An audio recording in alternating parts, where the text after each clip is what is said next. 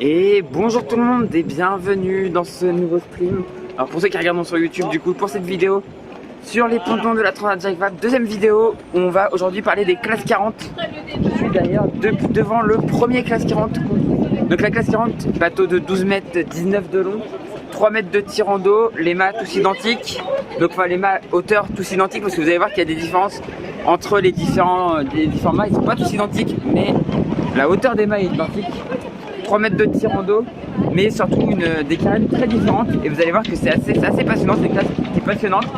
C'est une classe qui date de 2005, annoncée au Centre Nautique 2005, avec leur première course qui a été la Route du Rhum en 2006, et qui est une classe qui maintenant est hyper dynamique. On apprend souvent des constructions de bateaux. La dernière construction en date, celle de Luc Berry, qui a annoncé qu'il se faisait construire un nouveau bateau en SCO. Et donc voilà, je vais vous mettre la vue hop, de l'autre côté. Et donc quoi de mieux pour vous parler des classes 40 que de commencer devant le premier classe 40. Le classe 40 numéro 1, qu'on voit juste devant nous, la Terre Exotique. Donc pour vous permettre de voir en fait l'évolution des bateaux depuis le début de la classe 40. Bon, ça va. Mais oui, t'as pas besoin de me demander, tu sais que ça va quand je suis là, hein. Quand je suis sur les pontons, ça va, hein. Donc voilà, le premier classe 40, le numéro 1. Alors j'ai pas commencé du coup dans l'ordre des pontons, donc on va remonter sur les pontons, après on reviendra par là, on fera tout ça et on ira au dernier tout là-bas.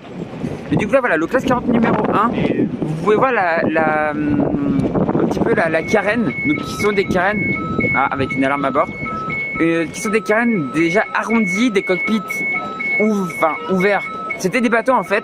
L'origine des classes 40, c'était des bateaux un peu de course croisière, on va dire. Je vulgarise, hein. Je vulgarise, mais c'était un peu des bateaux de course croisière.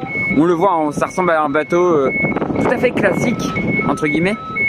Même si c'est un bateau de course, mais ça ressemble à des bateaux tout à fait classiques, avec des bordées en bois, des formes de carène assez arrondies.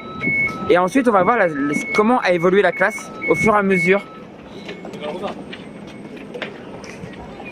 Bah, quoi de mieux pour parler des classes 40 que de voir le premier, le numéro 1. Et on voit que ça a évolué, hein. On voit que ça a évolué.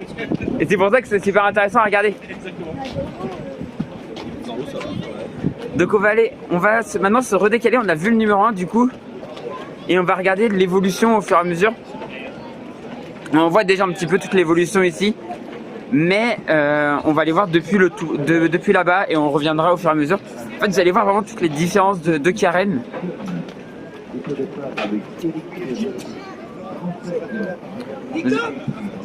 Vous allez voir du coup toutes les différences de carène. Ça a vraiment évolué au fur et à mesure. Donc on va commencer. Je vais même vous montrer un petit peu depuis le bout du ponton. L'arrière était fermé avant alors que les nouveaux ne le sont pas. Ouais, exactement, bah comme là en fait. Regarde, hop, là c'est complètement ouvert en fait. C'est complètement ouvert. Hop. Donc on va aller voir depuis le bout du ponton. Et là par exemple on commence à voir un peu l'évolution. Ici c'est le numéro 44. On voit complètement l'évolution entre le premier et déjà le numéro 44. Que du coup les classes 40 sont numérotées comme les mini 650, c'est-à-dire que le premier sorti des chantiers a été le numéro 1 et ainsi de suite. C'est comme en mini 650, alors qu'en IMOCA on prend un peu le numéro qu'on veut quoi.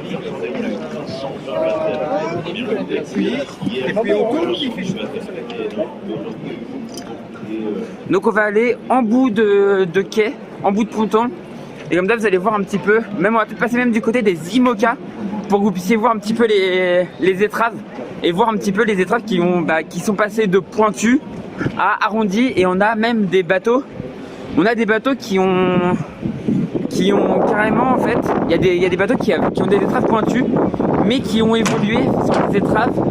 Au lieu d'être vraiment totalement pointu, le bas de l'étrave, alors là vous avez entendu, je suis désolé, le bas de l'étrave en fait a été un peu rogné quoi. Et ça permet de passer beaucoup mieux dans la mer. Je vais vous montrer un peu ça. Alors je suis désolé, vous avez entendu beaucoup de vent là. Je vous montre un petit peu la vue là sur le bassin. y passer. Mais voilà, vous voyez tous les classes 40 là. Et vous voyez par exemple le 140, je sais pas si vous le voyez bien. Le 140, c'est à la base, c'est un bateau avec étrave pointue. Et vous voyez en fait le bas de l'étrave a été rogné un peu comme ça a été fait sur Charal à l'avant. Alors c'est les IMOCA, je parle pas des IMOCA trop aujourd'hui, mais on en parlera dans 2 jours parce que demain on va parler des Ocean 50. Mais aujourd'hui on parle des classes 40. Il y a du monde, ouais, il y a du monde. Ouais. Ça fait plaisir, ça fait vraiment plaisir de voir autant de monde sur la Jack Vabre. Mais vous voyez par exemple, voilà, le 140, il a une étrave qui est un peu rognée. Et en fait ça permet de rebondir dans les vagues. Au lieu de rentrer dans la vague, les bateaux remontent dedans et en fait perdent beaucoup moins de vitesse. Il faut savoir que ce qui ralentit un bateau c'est l'eau. Clairement, ce qui va ralentir un bateau c'est l'eau. Et donc on va essayer de les ralentir le moins possible. On voit voilà les avants qui sont très larges, qui sont devenus de plus en plus larges au fur et à mesure. Vous voyez par exemple là on a le 100, on va prendre un exemple hein. Vous voyez le 134 ici là, vous voyez le 147, ça commence déjà à s'élargir un tout petit peu. Et là-bas on a le 162, le 150, le 164, le 162, donc le 164 qui est Volvo, le 162 qui est ah j'ai oublié le nom. J'ai oublié le nom, et le 158 Crédit Mutuel, un des grands favoris, mais on va en parler. On va retourner sur les pontons des classes 40, on va s'en approcher et on va parler un petit peu des équipages. Les équipages, je vais vous montrer les favoris et tout ça quoi.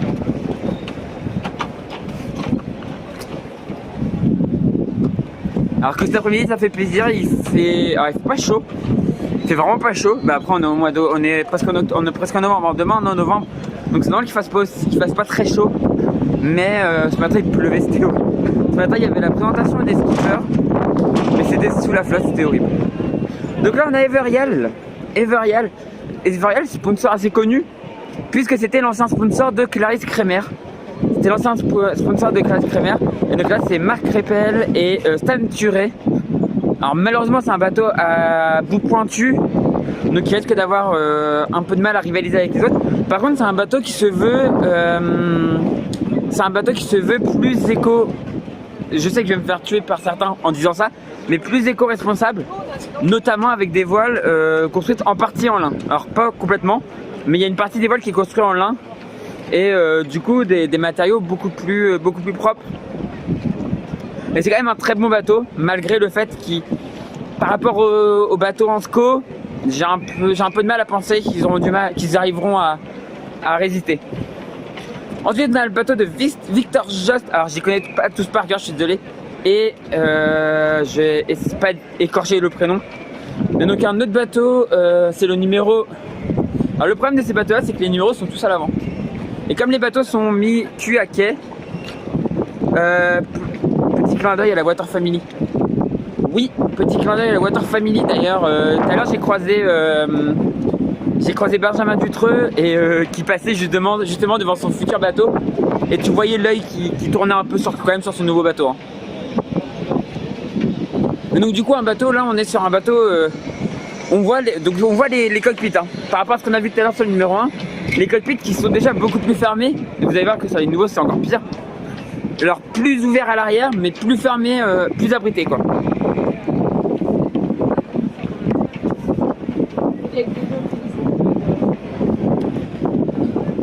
Donc après on a des petits détails. Après on a des petits détails. Il y en a qui ont 2 entrées. Et coucou yo. Allez-y. Il y en a qui ont 2 entrées, d'autres une entrée, mais ça c'est pas très important. Mais ça fait aussi partie un peu de l'évolution des bateaux. Et d'ailleurs, Mathis, je te parlais de. Bonjour. Ils sont là souvent les skippers. Ouais, ça a l'air. Il y en a pas mal là. Mathis, je te parlais de Benjamin Dutreux, il vient de passer juste derrière moi. Il est là-bas derrière.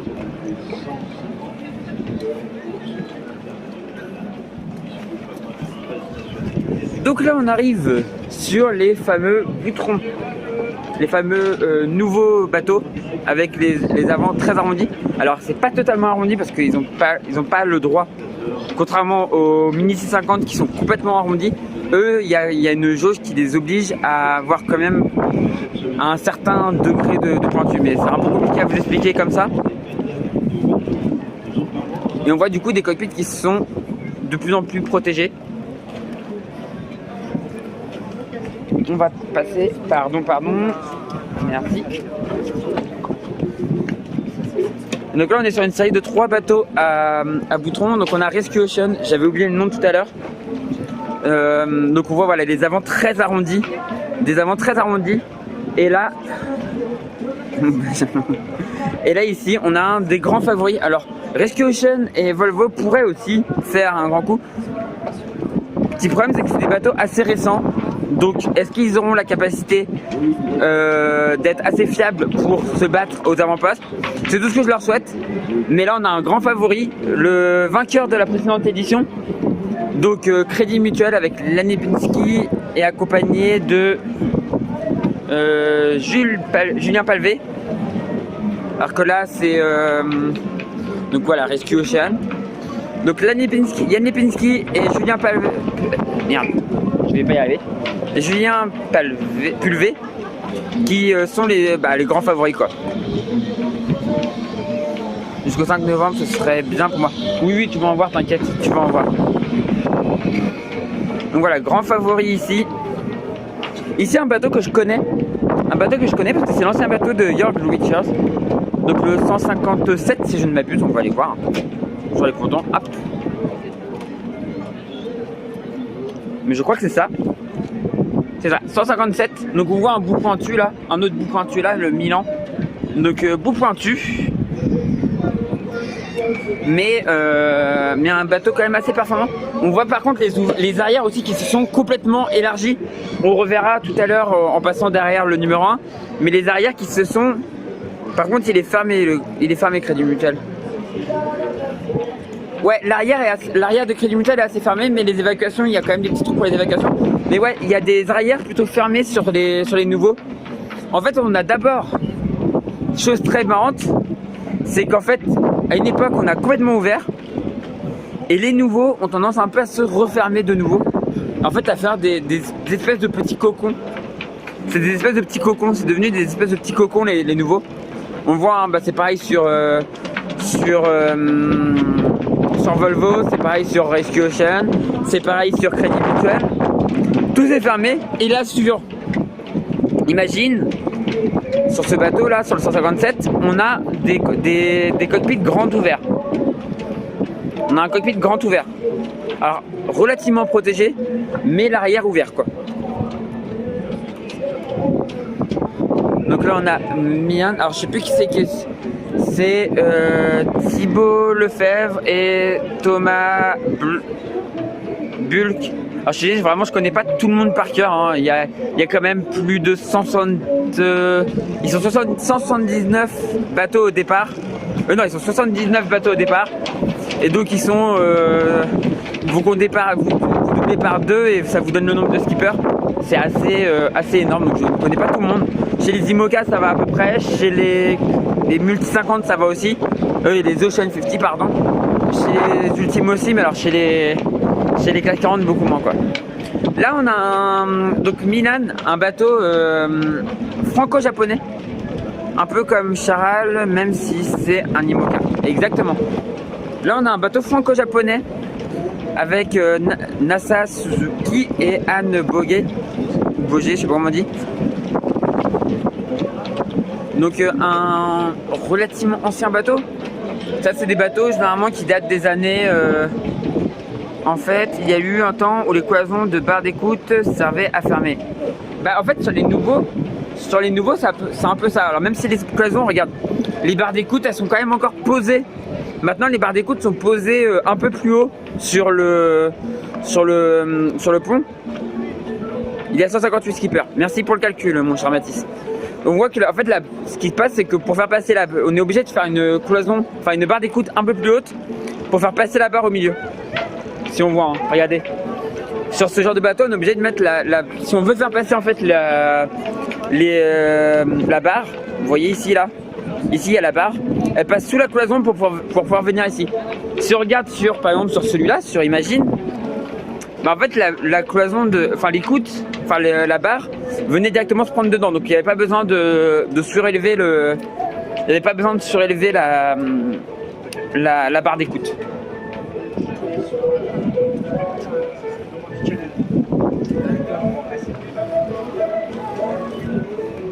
Appelle-moi triste calculatrice. Non mais. Donc là on est du coup voilà Milan. Donc là c'est un bateau d'un japonais qui s'entraîne et qui veut se mettre à niveau pour faire de la course au large. Là on a un autre bateau et on voit aussi, regardez un petit peu, les arrières aussi qui se sont un peu découpés. Sur certains bateaux les arrières sont assez découpés. On a des bateaux, quand je vous parlais en fait des différentes carènes, je vous disais voilà il y a des carènes assez différentes. Vous voyez par exemple Crédit Mutuel, alors on a un arrière un petit peu arrondi mais on a quand même un bouchin. Là regardez ici donc vous voyez, vous avez vu sur Crédit Mutuel c'est assez découpé. Là vous voyez par exemple l'arrière de Imagine c'est un petit peu arrondi, c'est beaucoup plus arrondi.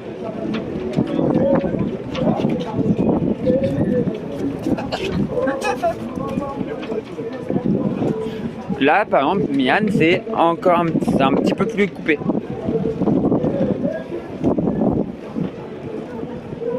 Alors en fait ce que le fait de plus ou moins découper la carène, ça va jouer sur la raideur à la toile, sur l'allure à laquelle le bateau va être le meilleur. En fait on a plusieurs moyens, il y a plusieurs moyens en fait de typer un bateau. C'est sa carène et ses voiles. Sa carène et ses voiles. Et la seule chose qu'on peut changer c'est les voiles quoi.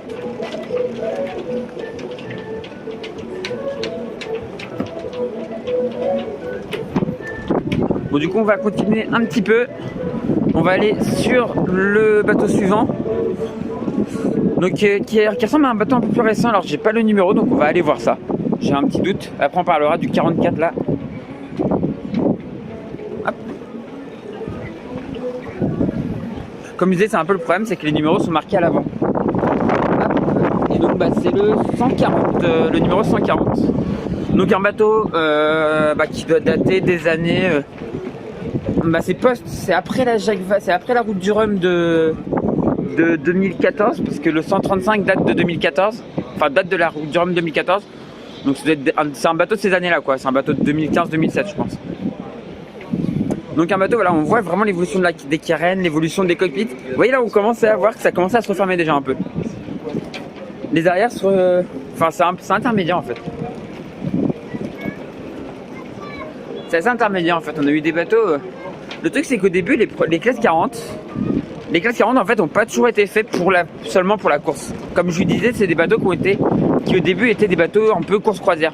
Et donc on a typé un peu les bateaux en mode faut qu'ils soient bons. Enfin au début les bateaux devaient être bons pour faire de la course, mais aussi un peu de croisière, enfin c'était un peu. Maintenant c'est des bateaux vraiment de course, hein. C'est vraiment des bateaux qui sont faits que pour faire de la course.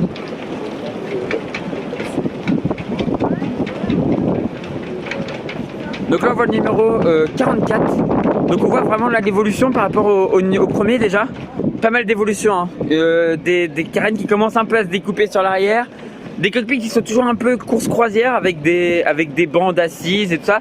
Mais toujours très ouverts aussi. Toujours des cockpits très ouverts. Des bateaux qui sont encore faits un peu pour le confort quoi. Là on a un bateau récent. Le 100... Je vais vous dire ça tout de suite. Alors c'est un des plus récents. Mais je vais vous dire ça si j'arrive à voir son numéro. Hop là. Là le 160.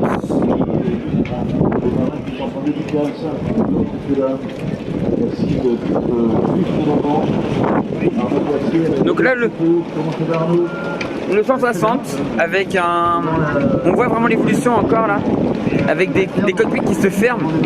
Là on voit même que c'est encore plus abrité, c'est un des plus abrités. C'est un des plus abrités de la classe, hein. Vraiment c'est un des plus abrités de la classe.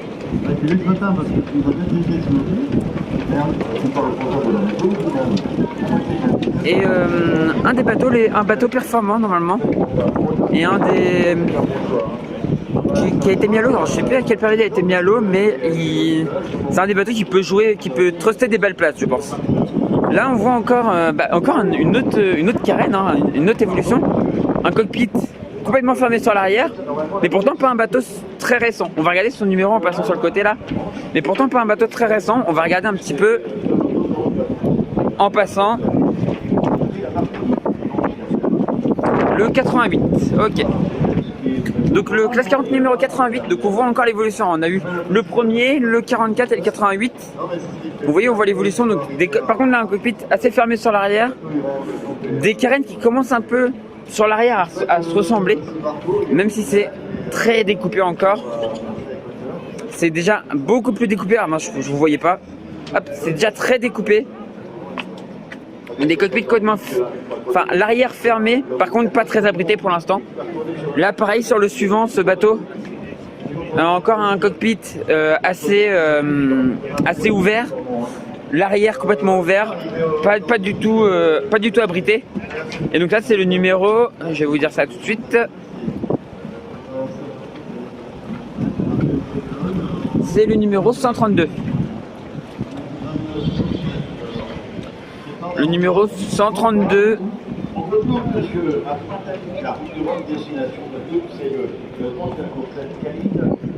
Ah, on entend Arnaud qui parle, Arnaud Boissière. Donc voilà ce bateau. Là, le 134 vogue avec un Krone, un équipage, un mec super sympa, Pierre Louis Atoel, qui est un mec super sympa et surtout qui navigue avec une maladie qui s'appelle la maladie de Crohn et qui a un courage, mais ce mec a un courage énorme. Et franchement, ouais, c'est un projet à soutenir. Il parle bien, il chante bien créole en plus, donc il y a Arnaud qui est encore en train de raconter des conneries à la radio.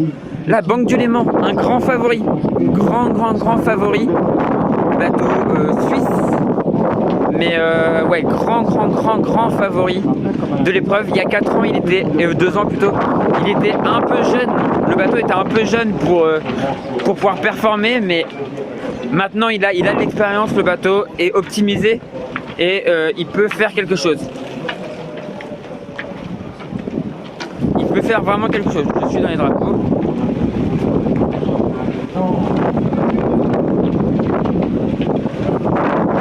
Ensuite là, le bateau de la Manche avec Nicolas Jossier et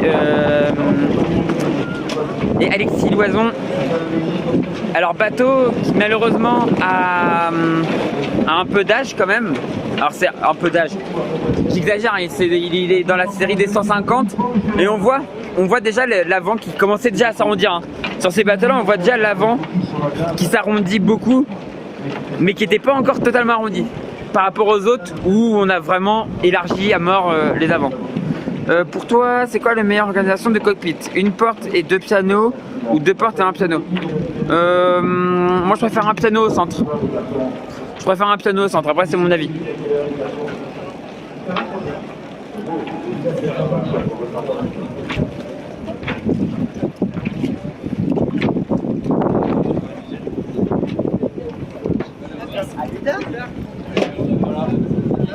Ça va.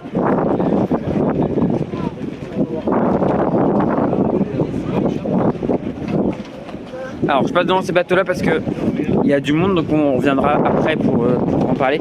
Mais là du coup on peut s'arrêter devant Serenis, un des bateaux qui a été sorti, qui a été mis à l'eau cette année, et un des bateaux qui peut, en fait, c'est un des bateaux que je classe dans la catégorie très gros potentiel, très gros potentiel. Regardez cette forme de carène, regardez cet avant complètement hyper large. Oui, parce qu'Apija est organisé comme ça, exactement. Cet avant extrêmement large. Bonjour.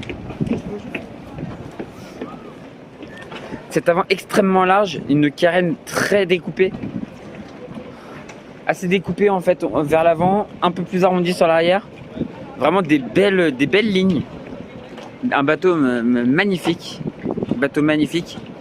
Et mais c'est un des bateaux que je classe dans la catégorie mis à l'eau cette année, donc potentiellement peut être très bon, comme potentiellement ne peut ne pas être assez fiabilisé, quoi. À voir.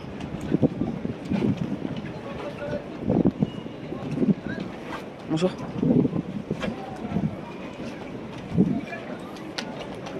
On va avancer un peu. On reviendra après sur les bateaux exotiques et par ici. Parce qu'il y a un peu de monde, donc on va continuer un petit peu. Ok, bah allez, main.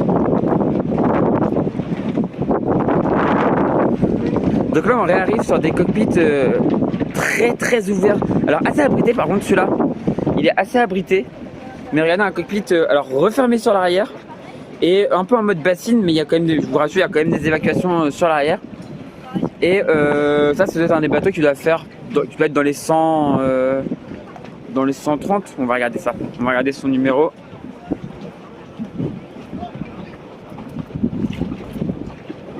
Bah 140.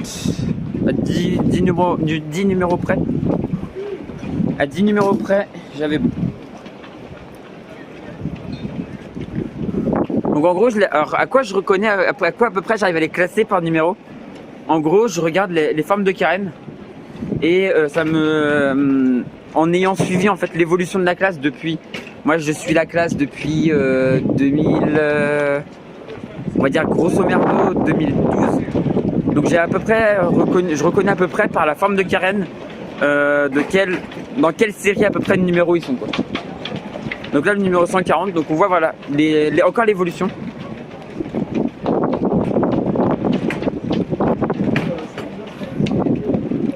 Là on arrive sur Croxel, donc un des régatteurs exotiques est très haut comparé au 140. Oui bah oui. Mais en fait c'est ce que je disais tout à l'heure, c'est que en fait ça c'est un bateau de course, ça c'est un bateau de course croisière. Il y a vraiment eu une évolution entre les bateaux qui étaient à l'origine prévus pour faire un peu les deux et des bateaux qui ont été faits entièrement pour la course.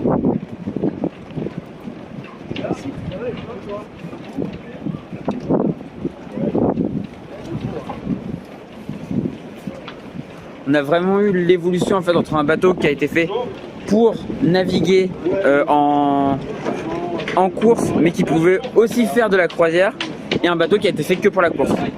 Là on a Croxel, donc un des derniers bateaux mis à l'eau.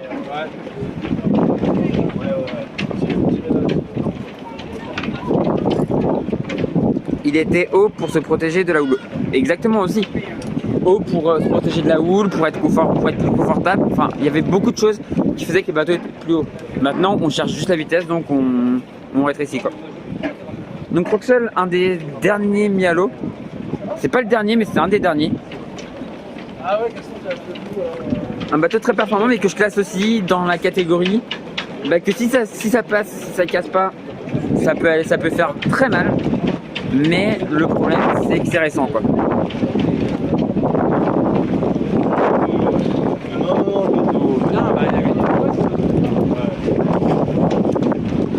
Et là on est du coup sur une nouvelle série de bateaux à étrave arrondie. Là on a Edenred. Donc pareil un bateau à étrave arrondie. Un bateau qui peut être très performant aussi. Pareil mis à l'eau cette année. Est-ce qu'il y a assez de préparation? On se rappelle quand même qu'en 2019 plutôt, la dernière sur la Jack Vabre, Crédit Mutuel avait été mis à l'eau cette année-là et il l'a remporté. Après, il y avait une tellement grande différence entre Crédit Mutuel et la concurrence. Il y avait déjà Banque du Léman, mais Banque du Léman était à cette époque-là peut-être encore un peu limite dans sa préparation. Il avait été mis à l'eau 4 semaines avant le départ, donc un peu limite. Maintenant, il y a des bateaux qui sont au niveau de Crédit Mutuel, dont Banque du Léman, qui sont sûrement capables de rivaliser avec. Donc là, le bateau Edenred avec Emmanuel Leroc et Pierre Quiroga, un bateau, voilà, par rapport à ce que je viens de dire, on peut pas. Je les mets dans les outsiders, mais dans les outsiders très sérieux quoi. Parce que voilà, le bateau est quand même devrait être très bon.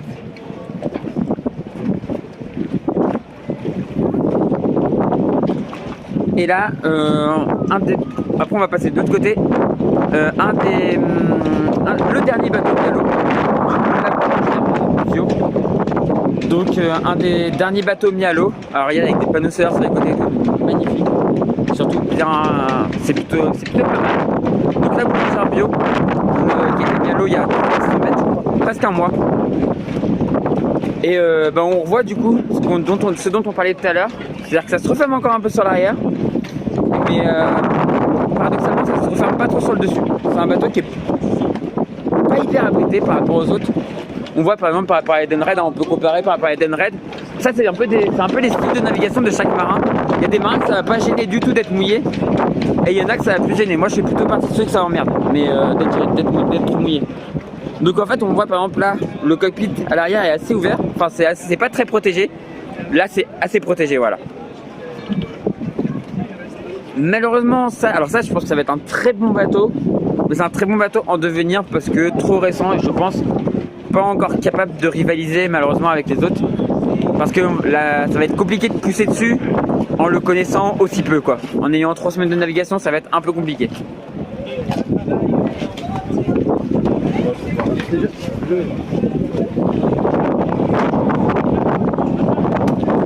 Désolé pour le vent, mais bon. Donc là on a le 139 Saint James. Donc là on a quelque chose qui ressemble un peu à une certaine époque des IMOCA.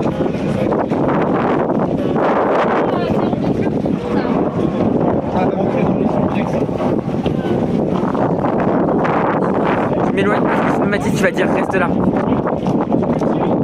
Et non, j'ai pas envie de me prendre un climb. Donc on a vu ouais, le cockpit, on reviendra parce qu'on va aller jusqu'au bout. Au bout du ponton il y a d'autres bateaux, d'autres classes 40. Donc on va aller voir les derniers classes 40 et on va revenir ensuite comme ça. On va revenir ensuite, voilà. Mais du coup le 39 on a vu une barre d'écoute bien au-dessus du pont. Et ça c'est un peu aussi le truc pendant un moment chez les IMOCA aussi. C'est un peu moins le cas maintenant, les IMOCA ont tendance à poser la barre d'écoute aussi au sol. Quoi bah, y en a qui avaient mis une musique, et une musique qui t'aurait bien plu. Mais si je reste à côté, je vais me prendre un climb, donc je dégage. Une musique d'une émission que t'adores. Je t'en dirai pas plus. Hop. Donc là on passe les les Ocean 50, pardon. On en parlera demain des Ocean 50. Il y a 7 bateaux à parler, avec pas mal de choses à dire, donc on en parlera demain des Ocean 50. Là on parle que des classes 40. Et donc on va aller voir les 5 classes 40 qui sont au bout. Oui c'est ça Mathis.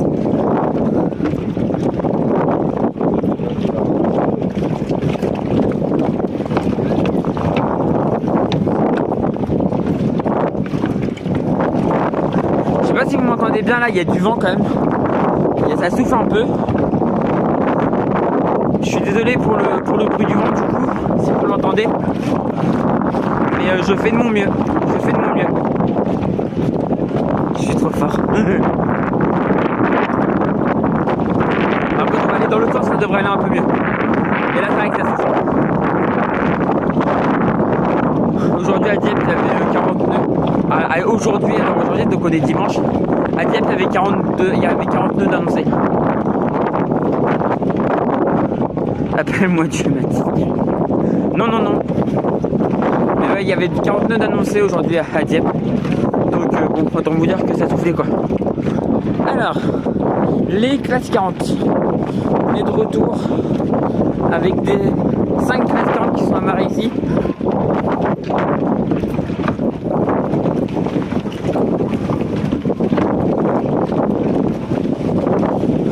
Donc la classe 40 qui est la plus petite classe de bateau en termes de taille dans la Transjacquard, enfin en termes de taille de bateau. Par contre c'est les plus nombreux.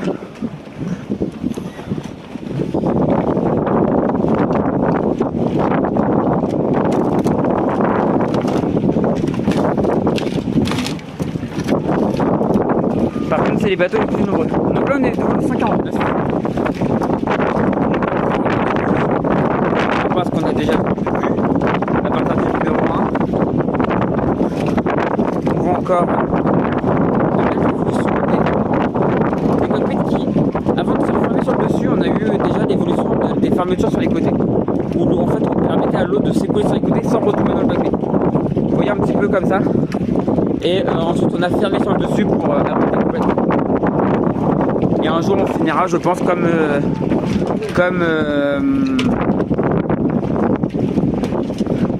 pense qu'un jour on finira comme sur les IMOCA. Alors peut-être pas aussi extrême, mais pas loin. Pardon. Merci. Donc voilà, là on a un arrière très ouvert, regardez, très ouvert et une carène assez découpée. Là on a la chance du coup de pouvoir voir l'avant d'un bateau 131, l'avant du bateau avec un joli découpage, une très belle carène. Et alors il y avait ceux qui voilà, décidaient juste de refermer sur les côtés et il y a ceux qui décident carrément d'écarter l'eau. Là on parle de protection des bateaux parce que c'est très important sur les bateaux de course, mais qui décident d'écarter l'eau vraiment pour qu'elle dégage du bateau et éviter d'être trempé quoi. Faut savoir que on peut se dire c'est de la fioriture, ça sert à rien parce que les bateaux c'est des bateaux de course et le confort n'a rien à faire sur un bateau de course. Faut savoir quand même que le fait d'être trempé, moi je le vis, hein, je l'ai déjà vécu plusieurs fois en étant en mer, le fait d'être trempé c'est hyper fatigant. C'est vraiment un truc qui te pompe de l'énergie comme pas permis et c'est vraiment quelque chose à éviter le plus possible quoi. Donc le fait d'avoir des bons vêtements et de pouvoir abriter un peu les cockpits c'est quand même pas mal quoi. On voit là les cockpits un peu plus fermés.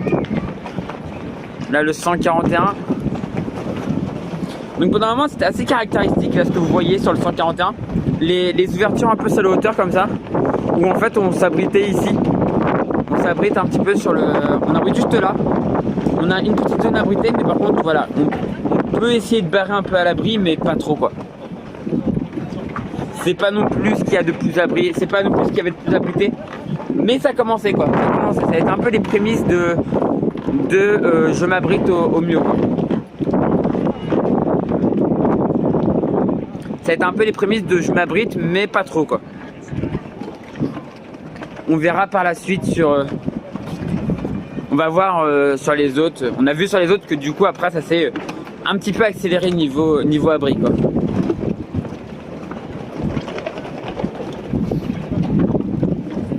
Donc il faut savoir que les classes 40, ils ont une classe quand même qui est assez intéressante.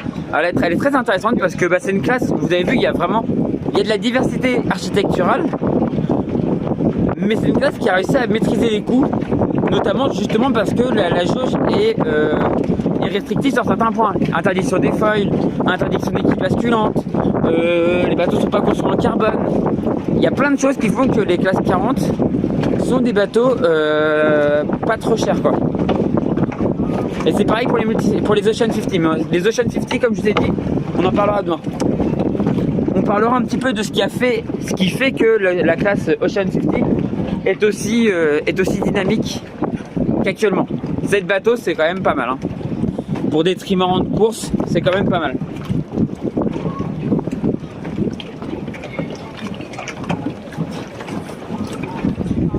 Et ouais, la classe 40 du coup a réussi vraiment le pari d'être une classe intéressante parce qu'on pourrait dire on est dans les sirènes de la monotype. C'est pas des bateaux monotypes, mais à côté de ça c'est des bateaux quand même assez abordables en fait. C'est encore des bateaux qui sont assez abordables. Alors je dis bien assez abordables, hein. C'est quand même ça coûte son prix quand même, mais c'est pas des bateaux qui sont non plus inatteignables quoi. C'est un très bon compromis en fait. Je pense que c'est un très bon compromis quand tu sors des années mini. Si t'as pas envie de faire de Figaro par exemple, quelqu'un qui a pas envie de faire de Figaro et qui voudrait plus tard faire les bateaux qui sont en face, hein, les IMOCA, passer par la classe 40, ça peut être une bonne idée. Ça fait grandir petit à petit en bateau. Ça permet de passer sur des bateaux de plus en plus grands avant de passer dans la cour des très grands avec les IMOCA. On revient sur les classes 40, du coup on est revenu là au début et on a la module création. Le bateau sur lequel Tanguy a participé en 2019, malheureusement ça s'est terminé par un dématage au large de Cherbourg, enfin pas très loin. Mais quand même un bon bateau, même si a été annoncée la construction d'un nouveau bateau, puisque voilà c'est un bateau très pointu encore, mais c'est quand même un très bon bateau qui a fait une très bonne saison, et c'est un bateau qui serait capable, s'il y a des erreurs des SCO, si les SCO n'arrivent pas à distancer, c'est un bateau qui pourrait potentiellement jouer les troubles faits. Je le classe dans les outsiders, moi personnellement. C'est un bateau que je classe dans les outsiders.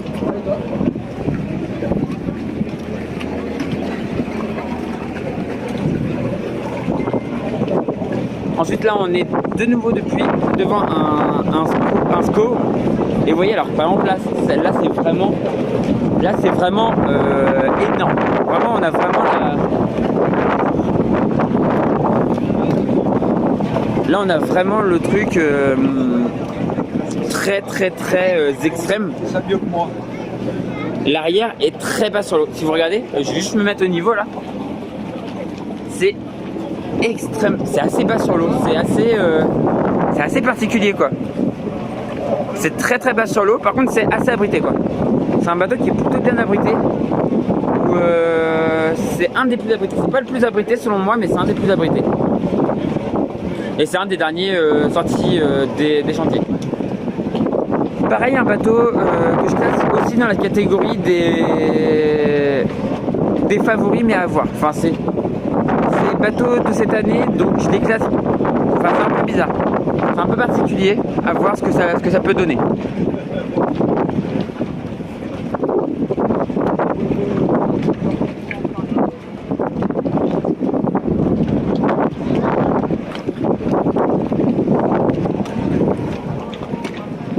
Donc là on passe devant un bateau avec encore des bouts pointus. Hein.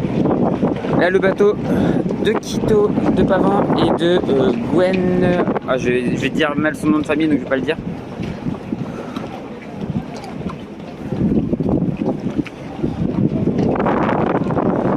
Quito qui pourrait faire marcher son expérience pour tirer son épingle du jeu hein, clairement. Même si le bateau est sûrement moins performant que les SCO. Il pourrait se servir vraiment de son expérience pour tirer son épingle du jeu.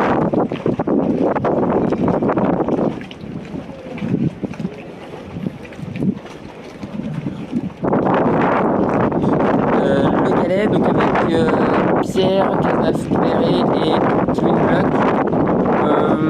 Un bateau qui pourrait aussi jouer les troubles faits.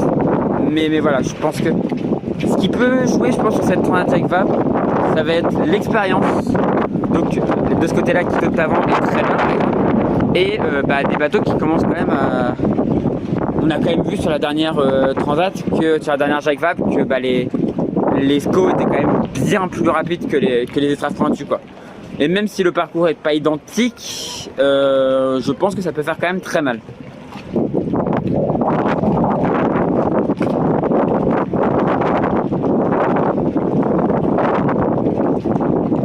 Là on est sur le bateau de Charles. Ah je connais pas tout le monde donc c'est un peu compliqué. Voilà, là c'est des bateaux de... Alors c'est les bateaux... C'est laquelle 156. Donc on voit en fait... À partir de 145, 150, c'est le début des cockpits un peu comme ça. Vous voyez, par exemple, ici, on va regarder le numéro.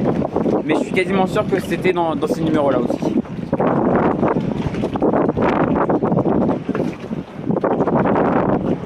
En gros, les cockpits que je vous ai montré tout à l'heure avec le... Par contre, il est très bas. Ah oui, il est très bas. Il est très bas.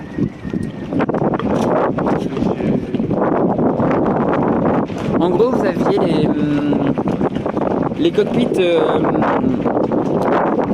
avec la petite visière au-dessus. J'appelle ça une visière, je sais pas comment ça s'appelle, comment on pourrait appeler ça, mais avec une visière dessus. Ouais, c'est 155. Les cockpits avec la visière dessus, c'est à peu près la génération des 130. C'est grosso modo la génération des 130. Quand on a commencé à refaire des cockpits comme ça, abrités un peu comme ça, c'est à partir de 100, dans les 145. Même si, là je vais vous donner un contre-exemple avec le numéro 100, c'est lequel Jack là, le 103, le numéro 103, grand forme donc de bateau basé à Dieppe, avec Jean-Édouard Cricioche. Donc pareil, des carènes qui commencent à être bien découpées quand même. Hein. Contrairement au premier qu'on a vu tout à l'heure.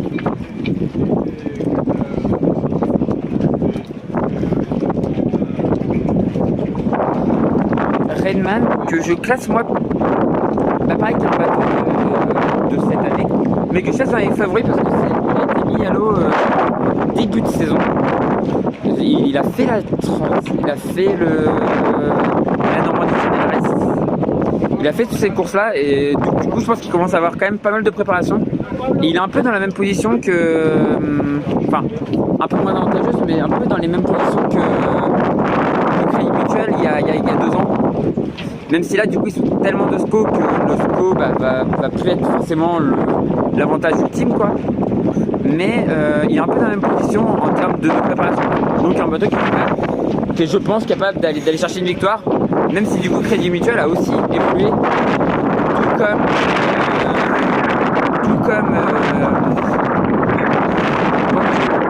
donc des bateaux qui sont capables d'aller jouer la gagne. Hein.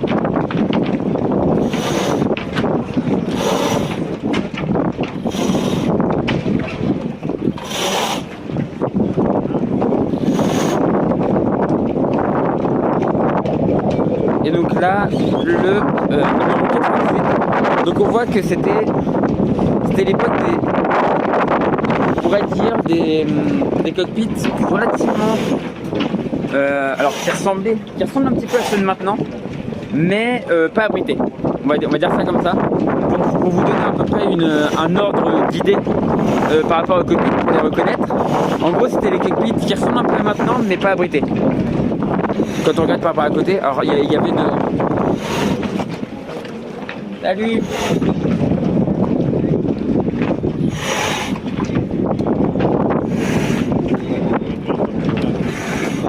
Le petit salut c'était pour tranquille le turquien, je ne le croyais.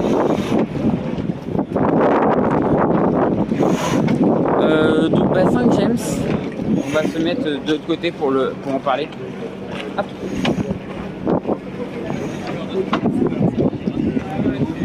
Donc 139 comme vous avez vu avec une ouverture. On me disait en fait là voilà, on était dans le 140, on était dans l'évolution entre les petites ouvertures sur le dessus. Voilà, vous regardez un petit peu, hein. On peut le regarder depuis ici. On a la meilleure vue ici en fait. Saint James, c'était l'évolution entre des cockpits qui commençaient à se refermer sur le dessus et le petit truc sur le dessus. En fait, c'est le début de l'évolution, on va dire. C'est un peu le début de l'évolution. C'est les bateaux qui vont de plus en plus vite. En fait, ce qui explique l'évolution des cockpits et des bateaux, c'est que les bateaux vont tellement de plus en plus vite qu'il faut s'abriter de plus en plus. Et donc, bon, on a abrité de plus en plus les cockpits, comme on peut le voir sur ces bateaux-là. Donc, le 139, c'est un peu le début de l'évolution de la fermeture. Avec les 2 sœurs Courtois, enfin, ils sont 3 normalement. Là, il y a 2 sœurs qui partent, les 2 sœurs Courtois. Et l'autre sœur était sur l'équipage du Normandie et championne du monde de match race.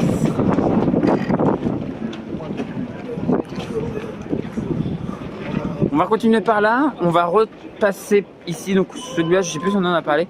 Non, c'était après Terre Exotique. Hop.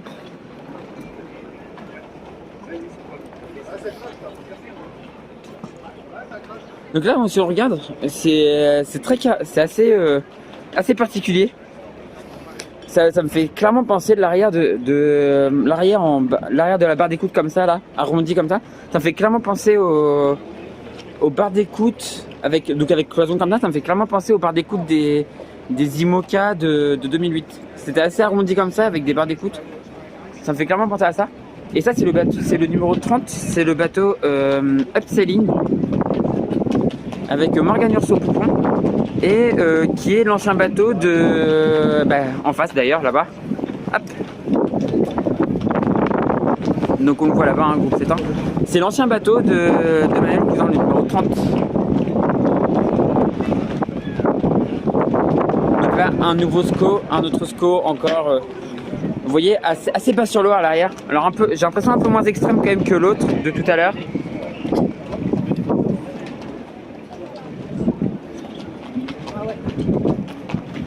Un peu moins extrême que celui qu'on a vu tout à l'heure, mais quand même assez bas. Quand même assez bas quoi. Et sur quasiment tous les classes 40, maintenant c'est des safrans des safrans relevables, comme sur la plupart des bateaux de course. Alors après on voit qu'il y a différents systèmes, j'ai pas parlé des différents systèmes, mais par exemple voilà, sur le 1 par exemple, les safrans étaient fixes. C'est là qu'on voit aussi encore la différence entre le bateau de croisière, de course croisière que c'était en 2005, quand la classe a commencé, que la première course qu'ils ont fait, la première grande course, première grande transat, je le rappelle, c'est la route du Rhum de 2006. Donc celle que Lionel Lemonchois a gagné en normal. Alors je sais plus qui avait gagné en classe 40, mais voilà, leur première course, leur première transat c'était la route du Rhum en 2006. Et parce que l'annonce avait été faite en 2005. Donc ouais, une classe hyper dynamique. Et donc bon, on est revenu à Séréniche, donc on a fait le tour. On va passer par l'autre côté.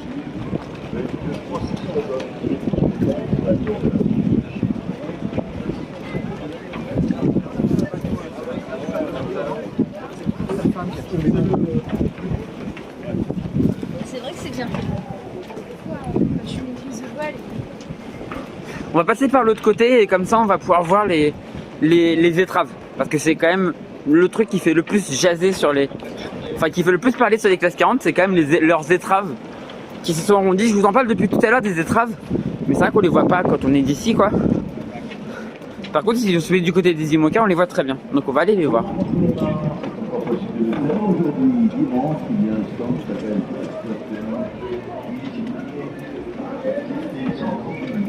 Demain du coup je vous parlerai des Ocean 50, ça va être super intéressant.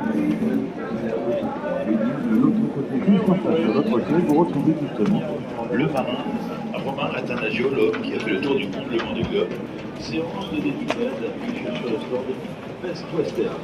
Bonne soirée à Romain Athanasio. Donc là les classes 40, leur circuit c'est pour grosso modo c'est une transat par an.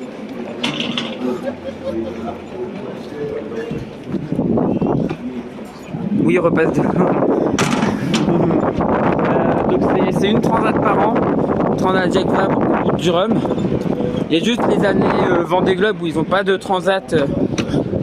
Ils n'ont pas de transat. Ils ont une course entre les Sables d'Olonne et les Açores. Donc voilà. Ils ont la Normandie Channel Race. Alors je sais plus si c'est tous les ans ou tous les 2 ans la Normandie Channel Race. Mais en gros voilà, ils ont une course comme ça.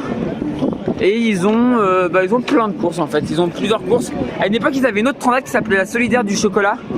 Je crois qu'il tombait justement les années Vendée Globe, mais qui n'existe plus. Oui, mais je crois qu'elle était les années Vendée Globe parce que je crois qu'elle c'était 2012, je crois la dernière.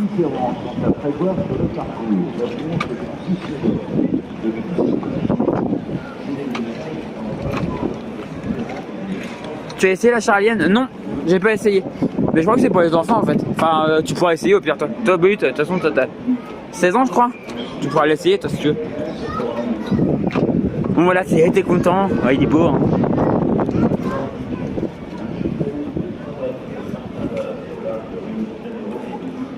Bon du coup d'ici on va pouvoir reparler des étraves.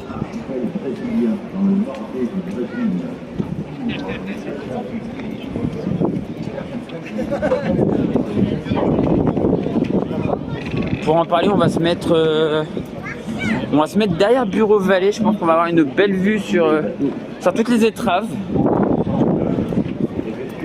Hop. Donc on passe à côté des IMOCA. Les IMOCA je vous en parlerai après-demain dans un stream spécial pour eux. Il y a beaucoup de choses à dire, beaucoup de différences. C'est vrai que je ne vous ai pas parlé des mâts sur les classes 40. J'aurais pu vous en parler. On va peut-être en parler d'ailleurs. En fait, je vous ai dit que tous les mâts étaient différents. Et on peut clairement le voir d'ici. Regardez par exemple les étages de beurre de flèche sur les... Vous les voyez très bien, donc c'est cool. Oh mais quelle merveille. Oh là là là là. On voit clairement que sur les classes 40, les mâts sont tous assez différents.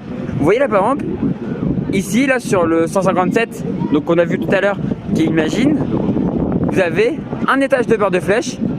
Vous avez un seul étage de barre de flèche et après ça monte en tête de mât. Sur le 101 par exemple, qui est plus ancien, on a 2 étages de barre de flèche. Alors pourquoi on a fait des changements comme ça? Économie de poids déjà. Un étage de barre de flèche, c'est mieux que 2.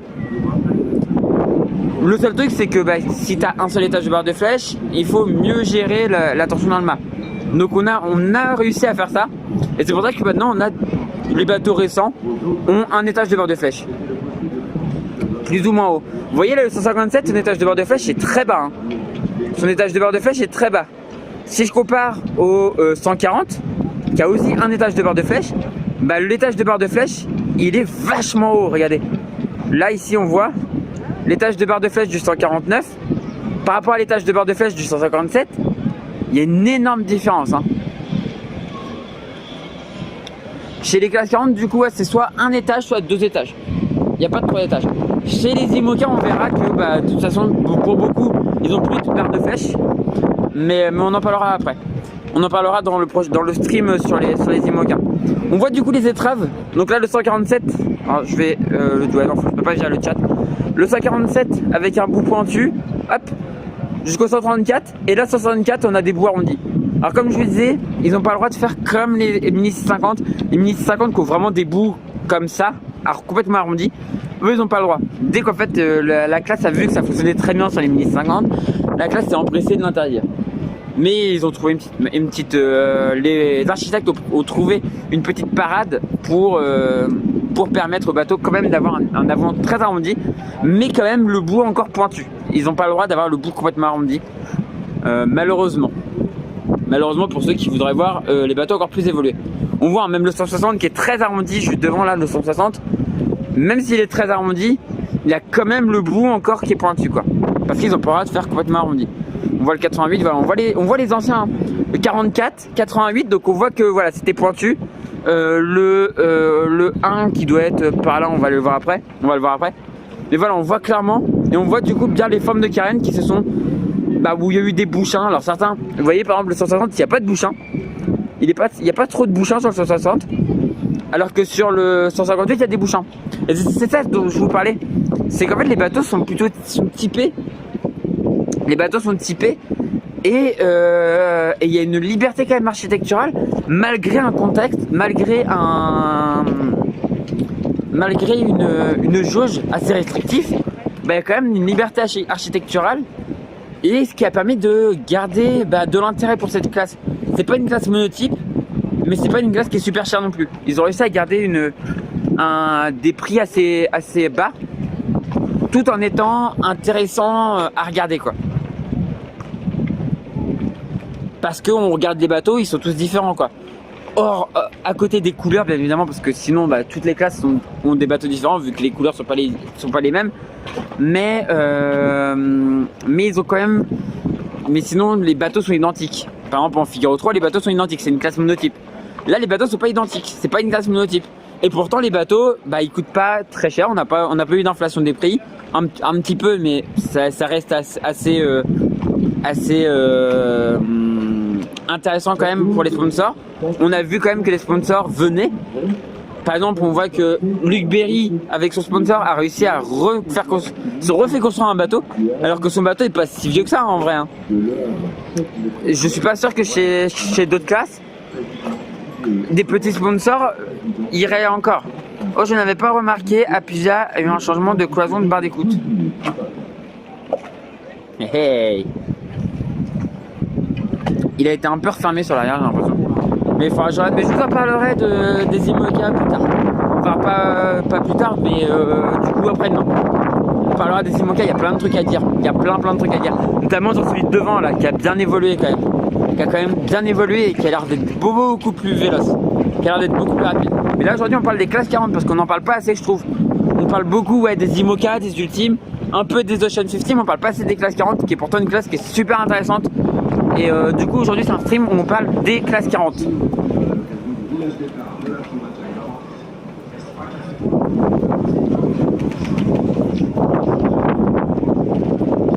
Il est beaucoup plus enfermé que sur le Vendée. Exactement, ouais, j'ai l'impression aussi.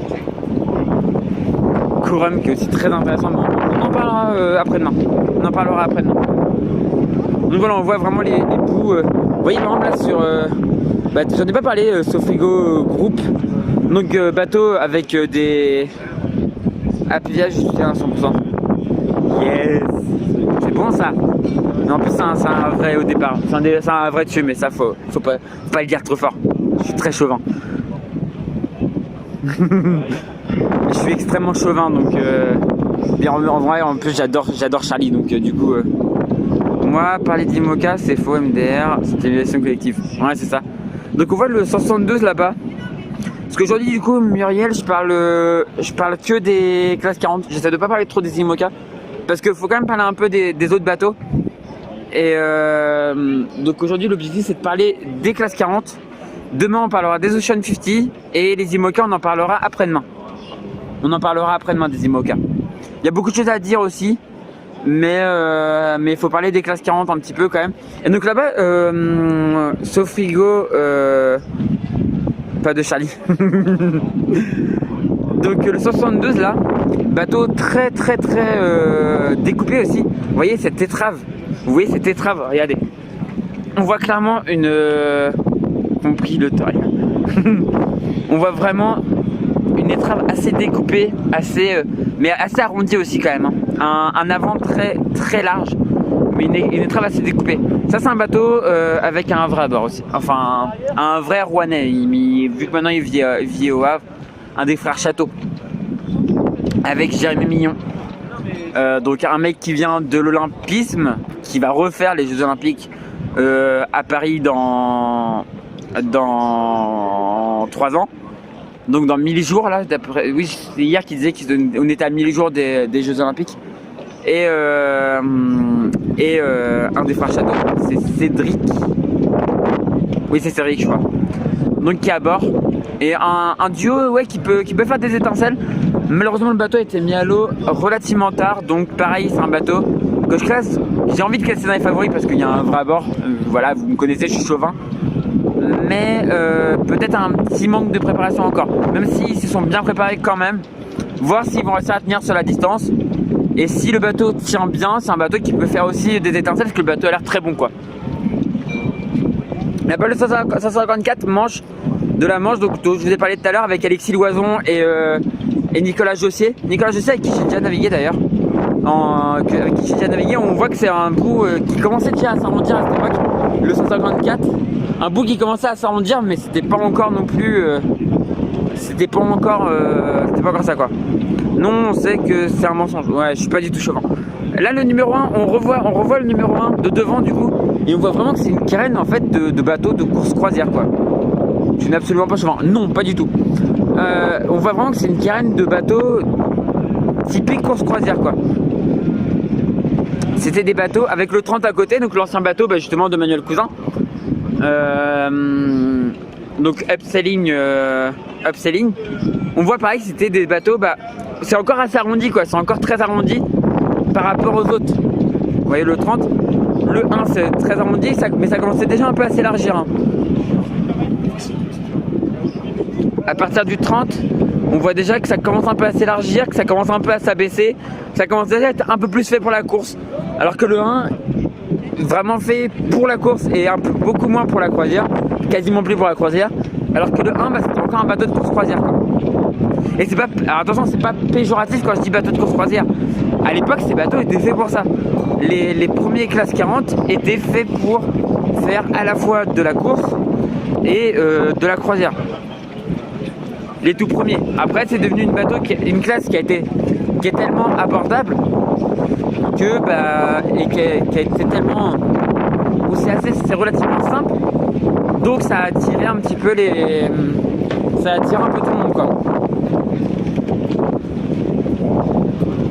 On va essayer de se mettre là pour voir les autres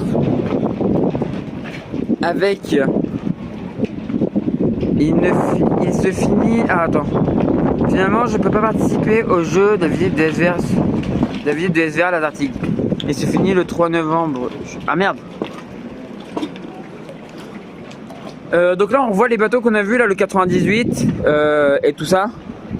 Et on voit pareil hein, ce que je dis depuis tout à l'heure en fait, c'est que ça s'est au fur et à mesure ça s'est élargi. Je vais juste passer hop sur les pontons, clac. Vous auriez pu assister à une chute en direct. Hop là. Alors je vous avoue que c'est complètement contre-intuitif de marcher sur des cubis système quoi. C'est assez bizarre. Faut s'y habituer. Et toi Mathis tu pourras pas faire parce que t'as pas de passe. Moi j'ai mon passe. Je rigole, j'arrête de te charrier, j'arrête de t'embêter. Promis j'arrête de t'embêter, promis je t'embête pas quand tu vas venir au Havre. C'est faux, je vais te charrier tout le temps.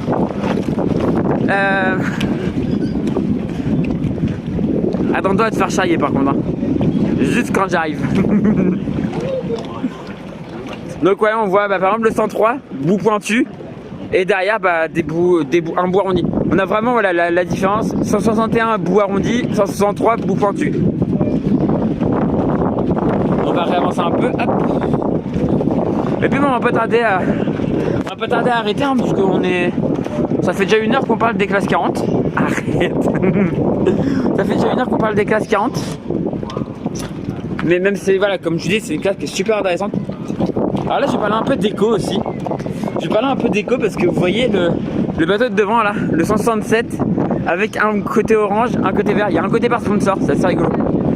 Mais voilà, c'était le petit moment d'éco classe 40. Mais voilà, mais on revoit ici là, la différence entre les différents mâts par exemple. Avec ici 2 étages de beurre de flèche pour le 145, 2 étages de beurre de flèche pour le galet, et le 142 qui a aussi, comme je le disais tout à l'heure en début de stream, l'étrave qui est un peu rognée c'est-à-dire qu'elle n'est pas pointue sur toute la longueur, sur toute la hauteur, mais vers le bas, elle est un petit peu coupée comme ça, et ça, en fait, ça a l'effet de pouvoir faire rebondir un peu, permettre une meilleure entrée du bateau et faire rebondir un peu le bateau dans la vague et le faire remonter.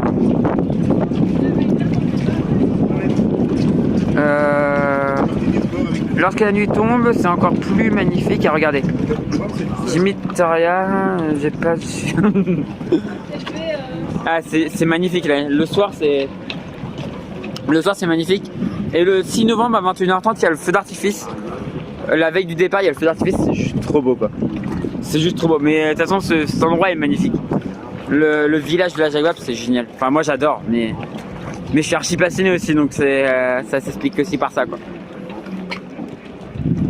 Ouais, comme je disais, le 142 avec une étrave qui est découpée sur le bas pour pouvoir mieux passer les vagues.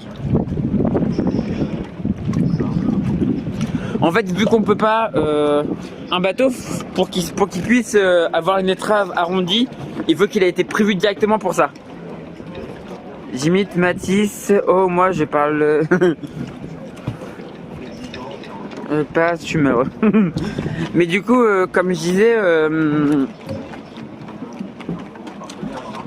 les classes 40, les classes 40 c'est des bateaux fantastiques. Et vous voyez, donc maintenant on est arrivé au 170. Le dernier là, la boulangère bio, c'est le 170. Donc on a 170 classes 40 qui ont été construits depuis 2005. Depuis du coup la création de la classe. Et donc 170 bateaux, vous ne pourrez pas tous les voir parce que certains reposent au fond de l'eau, mais à côté de ça c'est une classe quand même très c'est une classe qui est très comment dire, qui est très fiable. Il y a beaucoup de fiabilité dans cette classe quand même. Alors là je vais repasser par là parce que j'ai pas envie de repasser par en bas. Hop.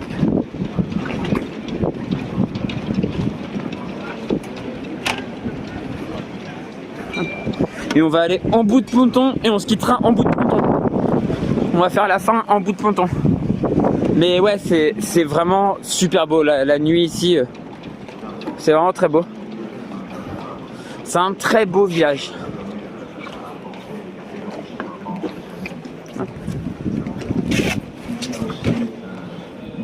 Un peu moins rempli que d'habitude. Mais quand même très beau quoi. Alors vous voyez, en plus ce qui est joli c'est que ils demandent aux bateaux, à la plupart des bateaux, de laisser leur feu de navigation allumé. Et donc du coup, quand la nuit tombe, ceux qui respectent ça, alors il y en a là-bas qui ont même laissé en fait le feu clignotant en tête de mât.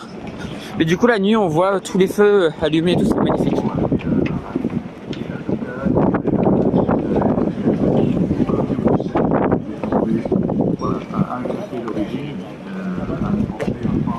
Mais voilà, les classes 40 magnifiques.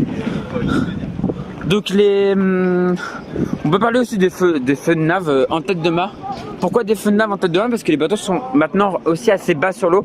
Et donc du coup le fait d'avoir des feux en tête de mât, ça permet d'être visible encore de beaucoup plus loin quoi. C'est juste ça en vrai, hein. C'est juste ça.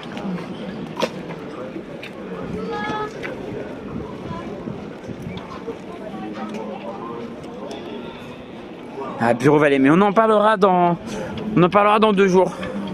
Parce que j'ai vu que là il y avait des gens qui voulaient parler d'Imoca, mais on va en parler dans 2 jours. Demain on parle des Ocean 50, il y a 7 bateaux. Là ils sont 49 je crois, 45 ou 49, classe 40. Que je vous ai montré les favoris, je vous ai dit, pour moi c'est un SCO qui va gagner.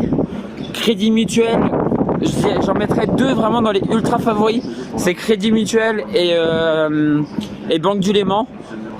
Et ensuite, ensuite il y aura des bateaux comme Redman, comme Project Rescue. Ah, même si Project Rescue a eu un problème, a eu un souci, c'est qu'ils ont eu un dématage. C'était sur, je crois justement sur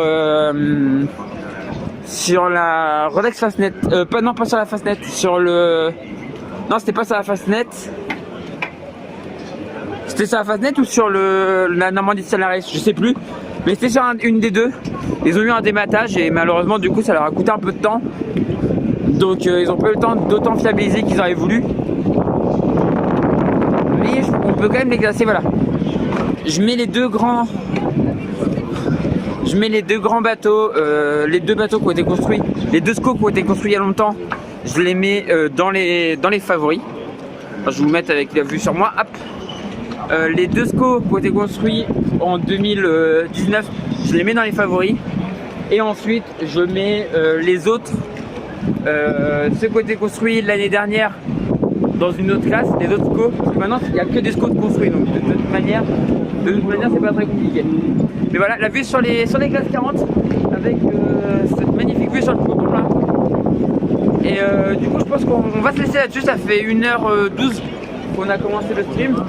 C'est pas mal. Demain on parlera du coup des Ocean 50, anciennement classe multi 50. Donc les trimarans de 15 m 24 de long et 15 m 24 de large. Ils sont aussi longs que larges. C'est des super bateaux aussi, classe super intéressante, où tous les bateaux sont capables de gagner. Donc c'est super intéressant. C'est 7 bateaux au départ, mais 7 bateaux capables de gagner. Donc une des classes vraiment les plus intéressantes de la Transat. Donc on en parlera demain. Moi du coup je vous dis à demain. Trop beau. Ah mais c'est magnifique hein. Ah je vous mets la vue dans l'autre sens. Hop. Voilà. La vue sur le bassin. Sans ma tête. Du coup moi je vais vous dire à demain. À demain, je pense à la même heure. Vers 17 h, je pense que je vais faire on va reprendre le live demain, on va faire un live demain vers 17 h. On va faire le point, on va aller voir les multi 50, les Ocean 50.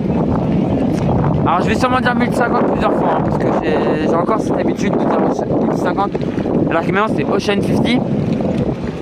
Mais voilà, on en parlera demain, de comment cette classe a réussi à en être là où elle en est aujourd'hui, avec 7 bateaux au départ, pour une classe qui a quand même végété pendant quelques années, ça a été un peu compliqué pendant plusieurs années.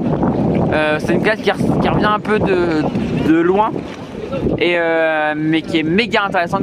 Quand je vais vous raconter l'histoire de certains bateaux, vous allez vous dire what, c'est énorme. Il y a un bateau qui, pour vous expliquer, il y a un bateau qui a plus de 10 ans et qui est capable de gagner cette transat. Il n'y a aucun bateau là, tout autour du bassin, il n'y en a aucun, même de l'autre côté, chez les ultimes, il n'y a aucun bateau qui a 10 ans et qui est capable de gagner une transat. Là, chez les Ocean 50, il y a un bateau qui a plus de 10 ans et qui est capable de gagner la transat. Alors qu'il y a des bateaux neufs à côté. Je vous raconterai ça demain. Dans le stream. Du coup, je vous dis à demain. Je te dis à demain, Mathis. Je vous dis à tous à demain. Merci à ceux qui auront regardé la rediffusion, qui auront regardé la vidéo sur YouTube. Merci de regarder la Transat Jacques Vabre. C'est une super course que j'aime de tout mon cœur. C'est la première course sur laquelle je suis venu quand j'ai commencé à être passionné. La première course que je suis venu, c'était la Transat Jacques Vabre 2009, où il partait vers Puerto Limón. J'étais venu une seule journée. Maintenant, je viens tous les jours. Maintenant, je viens tous les jours parce que c'est vraiment un événement que j'adore. La course au large, c'est vraiment un sport que j'aime de tout mon cœur. Et c'est vraiment un sport qui mérite l'engouement qu'il est en train de faire au fur et à mesure. Et c'est un sport que je vois grandir au fur et à mesure. Les sponsors viennent de plus en plus, les gens viennent de plus en plus. Là, le village est plein, ça fait plaisir. Et vraiment, c'est trop cool. Je vous dis à demain. Je vous fais des gros bisous. Avec ce vent à décorner des bœufs, mais c'est pas grave, on est en Normandie, c'est normal, on est presque en novembre. Je vous fais des gros bisous, je vous dis à demain. Et ciao tout le monde, à demain. Hop là, à demain.